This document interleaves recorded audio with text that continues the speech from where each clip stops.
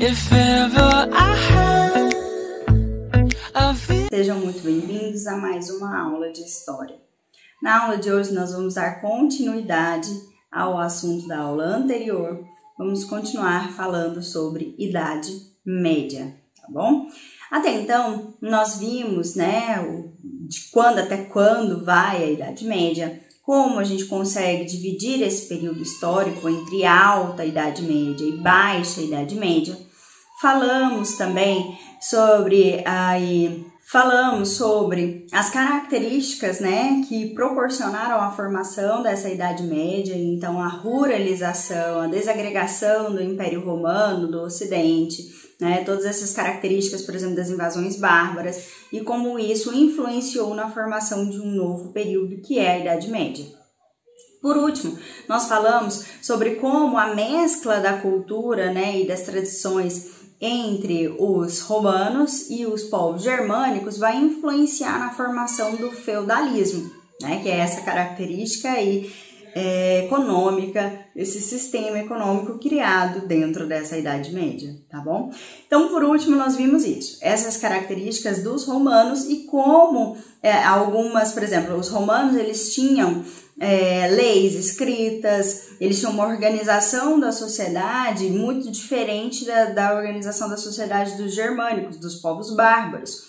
Existia senado, e já nos povos germânicos ou povos bárbaros não existia isso, era uma tradição muito mais oral, que levava em conta a fidelidade, a honra, as questões de crime, de justiça eram resolvidas geralmente com lutas corporais, enfim, tinha essa diferença. E na Idade Média, a característica da sociedade vai se dar por meio da fusão aí, da mescla dessas duas características entre os povos romanos e os povos germânicos.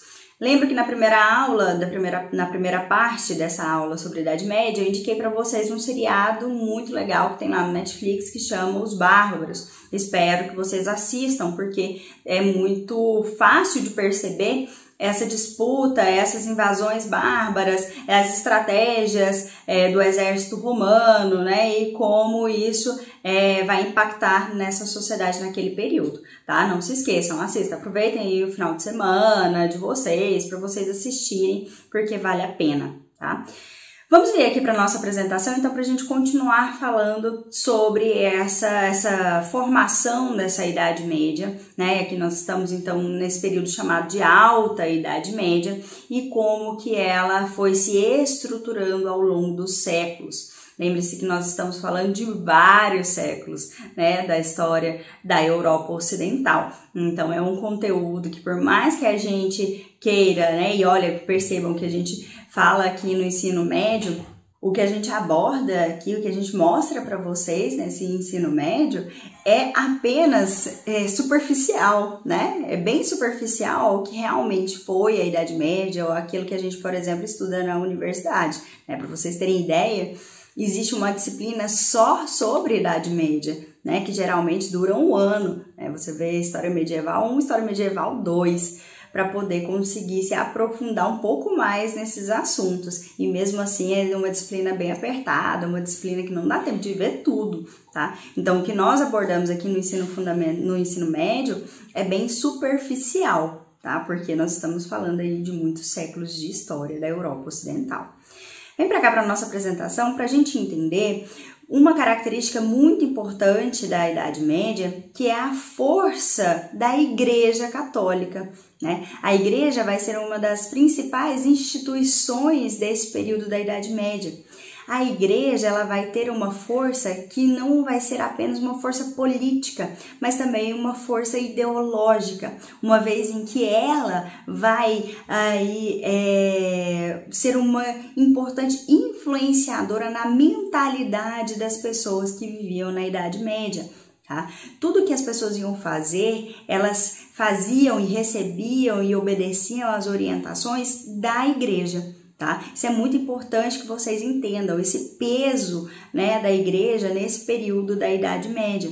A Igreja, a gente costuma dizer que é uma das maiores senhoras feudais da Idade Média, porque além dela ter esse poder sobre a mentalidade das pessoas, e elas utilizavam muito medo para fazer com que essas pessoas se submetessem a esse pensamento religioso, a igreja também vai ser grande detentora de terras, por isso que a gente fala que ela vai ser uma grande senhora feudal.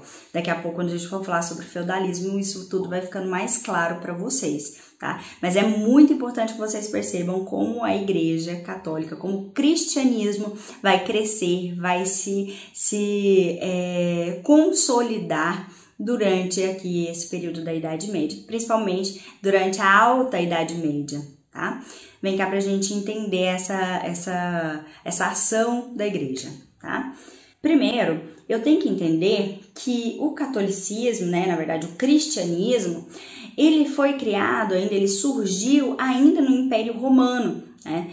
O cristianismo ele vai ser legalizado, né, ali no Império Romano só com o imperador Constantino em 313 depois de Cristo, por meio de um documento chamado Edito de Milão, tá? Antes desse Edito de Milão, antes de 313, acontece diversas perseguições aos cristãos. E aí, quem é da igreja conhece muito bem essa história, né? A história da perseguição aos cristãos, ok? Então, até 313, o cristianismo era ilegal, era uma seita ali no Império Romano, e eles eram extremamente perseguidos. Somente depois desse documento se torna legal. Mas com Teodósio em 305 e 390 que o cristianismo se torna a religião oficial do Império Romano. Até então, o Império Romano era politeísta. Lembra disso que nós vimos? Ou seja, acreditava em diversos deuses, tá bom? É importante destacar também que inicialmente existia uma falta de homogeneidade no cristianismo, né? Quando ele surgiu ali ainda no Império Romano, existiam várias linhas, né, perspectivas desse cristianismo. Não era como é hoje, né, que tem uma igreja, uma instituição, né, seja ela católica, seja ela evangélica, que dita todas essas regras. Ainda não existia essa formação da igreja enquanto instituição, tá? Então esse cristianismo ele era ainda sem essa homogeneidade, sem essa organização estrutural. Isso só vai acontecer ao longo dessa Idade Média. É ao longo dessa Idade Média, principalmente no período da Alta Idade Média, em que essa igreja ela vai se organizar, ela vai se estruturar e se tornar uma instituição poderosa, tá? Aqui eu coloquei para vocês, então, na Alta Idade Média, o cristianismo ele surge, né? Ele vai crescer na Idade Média, principalmente porque ele vai representar uma força de união. Meninos, entendam que a Idade Média é um período extremamente perigoso. Esquece aquela ideia que você criou, que quando você assiste filmes, né, que tem aqueles castelos, por exemplo, da Barbie, que é tudo iluminado, tudo limpinho. Esquece disso, né? Isso não representa a Idade Média. A Idade Média é um período extremamente perigoso.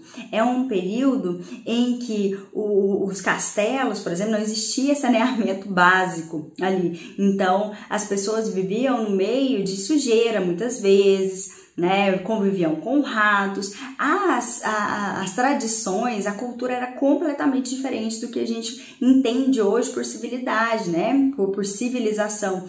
Esse conceito, essa ideia, ela só vai ser criada lá na frente na modernidade, tá? E um autor muito interessante que fala sobre isso, se vocês tiverem curiosidade de pesquisar, chama-se Norbert Elias. Ele fala sobre esse processo civilizador da sociedade, mas já na modernidade.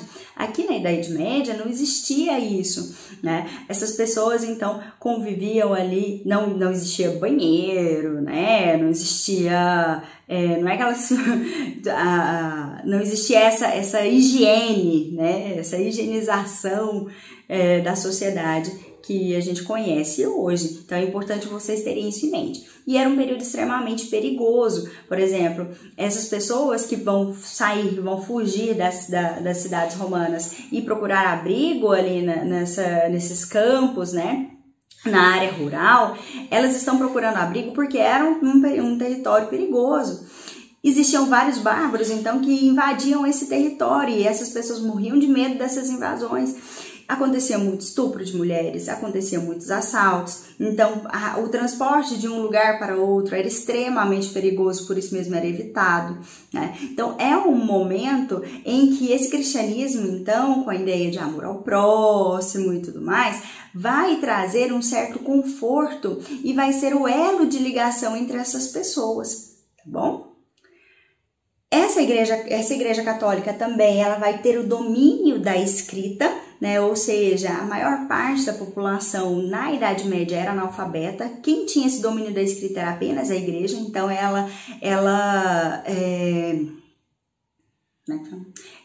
a Igreja Católica monopolizava esse domínio dessa escrita, então apenas alguns padres que tinham essa capacidade, né, que tinham essa habilidade de ler, e é justamente a partir disso que a igreja também vai guardar entre os seus mosteiros, né, nos seus mosteiros, vão criar bibliotecas com obras fundamentais, né, obras extremamente importantes que foram feitas, que foram escritas lá na antiguidade. Tá? Então, fontes históricas são guardadas pela igreja durante esse período da Idade Média, em que apenas alguns da Igreja Católica tinham acesso. Livros, por exemplo, que eram considerados pecaminosos, livros de comédia, livros que tinham um caráter mais erótico, tudo isso era colocado numa lista de livros proibidos pela Igreja Católica. Um filme muito interessante, que na verdade é um livro que se tornou filme, né? É muito bacana para vocês assistirem, para pensar um pouco e compreenderem esse universo, esse poder da Igreja Católica e como era o universo dentro desses monastérios, né? Onde esses padres viviam ali nessa Idade Média. Se chama O Nome da Rosa. Tá? Ele deve ter, eu acho que tem disponível no YouTube, tá? Depois eu vou olhar aqui para vocês e se tiver eu deixo o link aqui embaixo na descrição para vocês assistirem. É um filme já antigo, mas muito interessante para entender isso, né? Vou contar por cima aqui a sinopse, né, do filme, porque eu acho que a gente indica tanto filme para vocês que acho que é difícil vocês conseguirem assistir tudo isso, né? Mas eu vou contar aqui por cima, por alto, para vocês o que acontece.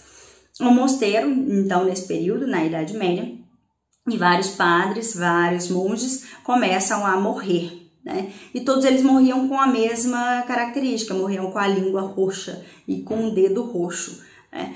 E aí um padre investigador vai até o mosteiro, junto com o seu auxiliar, para poder investigar essas mortes, né?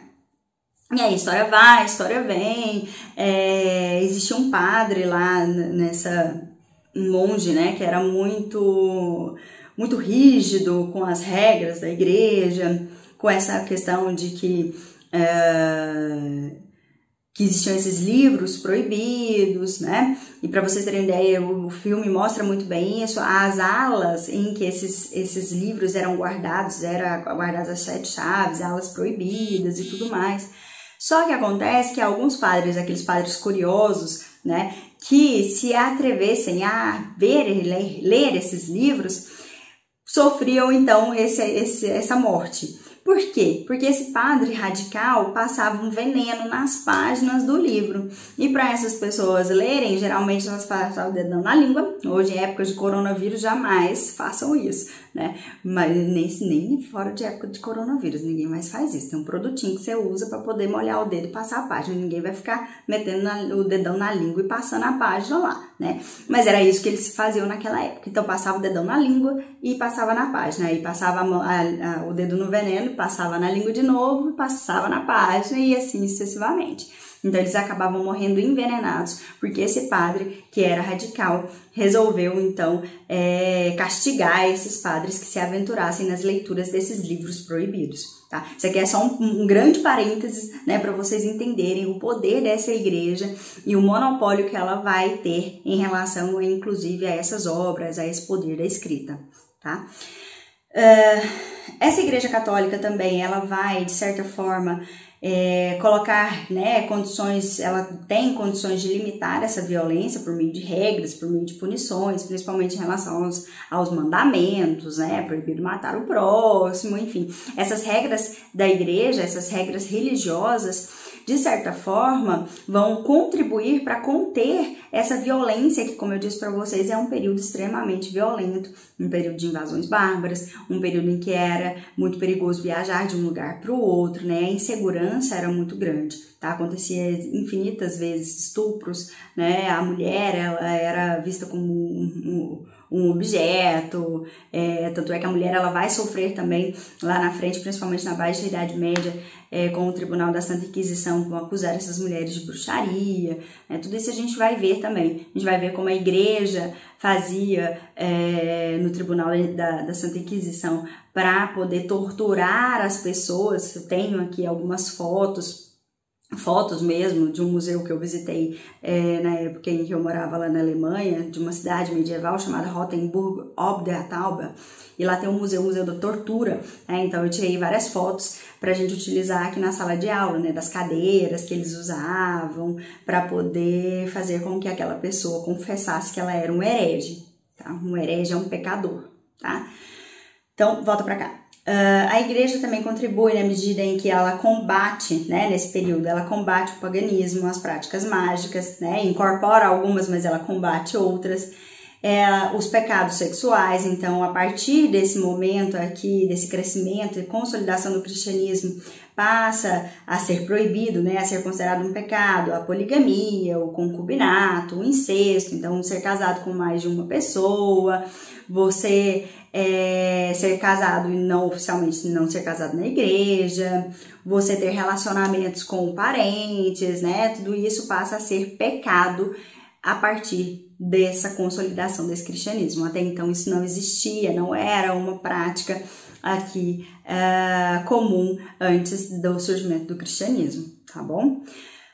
Nesse período também, né, como eu disse para vocês, existem esses monastérios são os locais onde esses padres vão viver, né, vão ali estudar, vão se formar, e aqui é considerado como uma espécie de oásis, né, porque ali nesses monastérios existia essa paz, ninguém se metia com a igreja, porque a igreja ela dava tanto medo, né, por conta desses pecados, se você fizer isso, você vai para o inferno, e isso era matutado na cabeça das pessoas o tempo inteiro, né, e o inferno você vai arder, é fogo, e tudo aquilo trazia muito medo para aquelas pessoas que só tinham aquilo como fonte de verdade, né? Então, se o padre, né, falasse para você que se você trai seu marido, você vai para um inferno, você não trairia seu marido, porque ir para o inferno é terrível, né? Ir para o inferno é um castigo absurdo, e óbvio que isso ainda é muito forte na nossa sociedade, né, nos católicos, nos evangélicos, né, no cristianismo em geral, essa ideia de céu e inferno, né, de pecado, ela ainda mexe muito com o imaginário, com a mentalidade das pessoas, mas naquela época era só isso que existia, não existia outro questionamento, né, então, muitas vezes, essa igreja, ela utilizava esse medo, essas ameaças de ir ao inferno justamente para manipular e para manter essa população sob controle. Ok? É importante a gente pensar sobre isso. Seguindo aqui, a igreja, né, esse cristianismo, ele vai crescendo aos poucos, né? Não é de uma hora para outra que esse cristianismo vai se tornar forte e que vai ter muitos adeptos. É à medida em que alguns, principalmente os reis bárbaros, vão se convertendo a esse cristianismo e que ele vai ganhando cada vez mais adeptos, mais seguidores e vai se tornando cada vez mais forte, né? À medida em que os pagãos, né, que os bárbaros eram considerados pagãos, que não tinham religião ou que cultuavam apenas, né, a natureza, à medida em que essas pessoas vão se convertendo ao cristianismo, ele vai ganhando cada vez mais força e vai se tornando cada vez mais sólido, né, mais fortalecido. Olha só aqui alguns detalhes sobre essa evangelização e essa consolidação do cristianismo na Europa, né? Por exemplo, o primeiro rei bárbaro a se converter à fé cristã foi o Clovis, né, que era o rei dos francos. Daqui a pouco a gente vai falar um pouquinho sobre os francos, sobre os reinos bárbaros, né, que se formam na Alta Idade Média. E ele se converte em 496. A partir desse momento em que ele se converte ao cristianismo, os seus seguidores, os seus adeptos, o seu povo também vai gradualmente se convertendo ao cristianismo, fazendo com que o cristianismo cresça e se torne cada vez mais consolidado na Idade Média, tá? A conversão, então, acontece uma conversão gradual dos povos bárbaros e fidelidade à igreja, como a gente já falou aqui, como essa fidelidade ela acontece, né? Principalmente por meio, utilizando desse medo das pessoas de irem para o inferno, de sofrer essas punições se elas cometessem esse pecado. Então, a igreja ela tinha esse poder manipulador. Ali na Inglaterra e na Escócia, essa conversão acontece por meio dos monges irlandeses, né? Que vão fazendo esse trabalho de conversão nessas ilhas britânicas. E ali nos povos germânicos isso acontece principalmente por meio de um monge inglês chamado Bonifácio ali no século VIII, né, que contribui aí para essa conversão desses germânicos. E como eu disse para vocês, à medida em que eles vão se convertendo ao cristianismo, esse cristianismo vai se tornando cada vez mais sólido, cada vez mais poderoso, ok? Vou deixar aqui para vocês, nesses últimos minutos de aula, né, nesses últimos 10 minutinhos de aula, um texto para vocês lerem e algumas questões em relação a esse poder da igreja no período da Idade Média. Leiam com bastante atenção, registrem no caderno de vocês as perguntas e as respostas, tá? Não se esqueçam de fazer esse relatório, o relatório da aula é fundamental, tá? E assim que nós tivermos aí um posicionamento sobre como vocês vão inserir esses documentos, né, esses relatórios, se vai ser em uma plataforma ou se vocês vão enviar pelo WhatsApp pra gente, a gente fala para vocês e vocês já encaminham todos esses materiais que vocês já estão fazendo, tá bom? Qualquer dúvida, estou à disposição, não se acanhem, não precisam ficar com vergonha, né, para enviar mensagem, áudio, perguntando, porque isso é muito importante para que vocês entendam, para que vocês compreendam o conteúdo e que haja aprendizado, tá bom? Beijo e até a próxima. Tchau, tchau.